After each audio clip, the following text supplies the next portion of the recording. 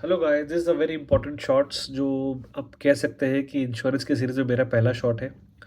अब एक सवाल आता है जब भी हम इंश्योरेंस लेने जाते हैं तो क्या करें? बहुत कुछ कॉम्प्लिकेशन रहता है कि ये करें, वो करें। सबसे पहला इंश्योरेंस ज़रूरी क्या है आपके लिए?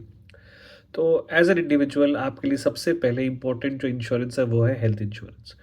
अगर आप जॉब करते हैं, आपकी कंपनी आपको इंश्योरेंस देती है, फिर भी आपको एक प्राइवेट हेल्थ इंश्योरेंस लेना चाहिए। और अगर आप सरकारी जॉब में हैं, तब भी आपको लेना चाहिए। आप बिज़नेसमैन हैं, तब भी लेना चाहिए। इन एनी केस आपको एक इंश्योरेंस पॉलिसी तो लेनी ही चाहिए। अब इंश्योरेंस पॉलिसी कहाँ से लें? मुझे लगता है कि जितनी भी कंपनी इंडिया में है जो आईआरडीए के अंदर आती है, आप उनमें से किसी से भी इंश्योरेंस ले सकते हैं, बहुत ज़्यादा आपको फ़र्क नहीं पड़ेगा। लेकिन आपको क्या देखना चाहिए? आपको कंपेयर करना चाहिए कुछ 4 बेसिक पॉइंट जो सबसे बेसिक है, मैं आपको एकदम बेसिक टू बेसिक बता रहा हूँ।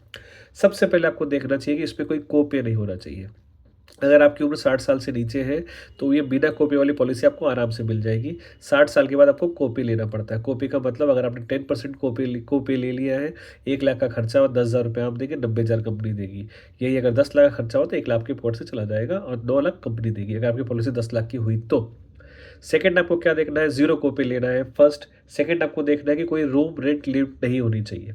जनरली रूम रेंट लिमिट के अंदर क्या होता है, सपोज़ करिए आपकी रूम है 5,000 रुपए की पॉलिसी में जो लिमिट है और आपका आपने जिस रूम में एडमिशन ले लिया वो है 8,000 रुपए का। तो जो 8,000 और 3,000 का जो डिफरेंस है, उसका जो रेशियो है, उसी प्रोपोर्शनेट वो कंपनी आपका पूरा का पूरा मेडिकल जो बिल है उससे पैसे काट लेगी। जो एक्स्ट्रा है वो आपको देना पड़ेगा। सिर्फ़ ये 3,000 रुपए एक्स्ट्रा नहीं, प्रोपोर्शनेट हर चार्ज आपको एक्स्ट्रा देना पड़ेगा और आपके पॉकेट पे बहुत भारी पड़ जाएगा। तो आप ये ट्राई करके एक ऐसी पॉलिसी लें जो कि रूम रेंट लिमिट जिसमें नहीं हो या फिर सिंगल रूम आपको आराम से मिल पाए या फिर आप अपने हिसाब से ले लें। थर्ड आपको देखना चाहिए जो भी आपके प्री एक्जिस्टिंग डिजीज़ है, जैसे कि आप कुछ भी अगर छोटी-छोटी शुगर वगैरह जो भी आप पहले उसको डिक्लेयर कर दें, भले ही प्रीमियम 2-3 हज़ार रुपए एक्स्ट्रा लगे लेकिन डिक्लेयर कर दें, उससे बहुत ईज़ी रहेगा। आप स्मोकर हैं, नहीं है, ड्रिंकर है, नहीं है, जो भी करना है आप डिक्लेयर कर दें। डिक्लेयर करने से बाद में आपको बहुत सुविधा मिलेगी। और फोर्थ, इसमें आपको एक याद ये भी ध्यान रखना है प्री एक्सिस्टिंग डिजीज़ेज़ में कि हर पॉलिसी में 2 साल तक जो भी पुरानी पॉलिसी आपकी कुछ बीमारी होती है उसका कवरेज नहीं मिलता है। तो जितना जल्दी आप इंश्योरेंस लेंगे उतना अच्छा आपके लिए होगा। चाहे तो फैमिली फ्लूटर लें जिसमें आप, आपकी वाइफ़, आपके माँ-बाप भी आ सकते हैं या फिर आपके बच्चे भी आ सकते हैं।